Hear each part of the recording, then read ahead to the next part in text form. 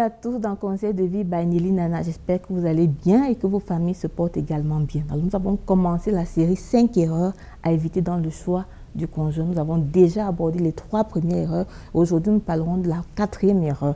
4e erreur, ne pas consulter ses parents avant de s'engager. Beaucoup de personnes pensent que le fait de s'aimer suffit pour aller se marier, même si les parents ne sont pas d'accord. C'est bien de se marier par amour, mais c'est encore bien de se marier avec la bénédiction de vos parents. Et quand je parle de consulter, je ne parle pas d'informer. Vous savez, quand on informe une personne, c'est qu'on ne veut pas son point de vue, on veut simplement lui communiquer un message et on voudrait qu'elle intègre ce message-là dans son fonctionnement. Mais quand je parle de consulter, je veux dire écouter vos parents, prendre leur avis et décider d'intégrer leur point de vue dans la suite de votre relation. Vous ne devez pas avancer dans une relation et décider d'aller vous marier alors que vos parents vous disent « nous ne sommes pas d'accord ».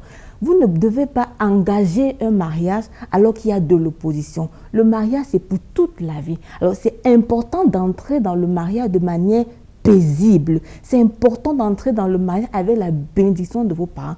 Vous pouvez, si vos parents insistent à dire non, impliquer d'autres membres de la famille pour vous aider à comprendre leur motivation, pour vous aider à comprendre pourquoi ils refusent, parce que c'est important souvent de se dire pourquoi mon père refuse cette femme, pourquoi ma mère refuse cette femme, pourquoi cette opposition. C'est important. Dieu a donné à vos parents de la clairvoyance. Dieu a donné à vos parents de la sagesse, et une sagesse qui fait en sorte que nous devons pouvoir tenir compte de cela. Surtout, je parle aux célibataires, quand vous voulez vous engager dans les liens du mariage. Vos parents peuvent être des personnes analphabètes.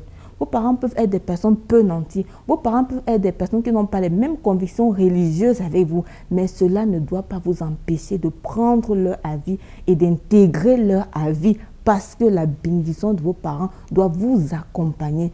C'est une erreur fondamentale à ne pas faire. Ne pas consulter ses parents pour le choix de son conjoint. Prochainement, nous parlerons de la 5e et de la dernière erreur à ne pas faire dans le choix de son conjoint. D'ici là, portez-vous très bien. À bientôt.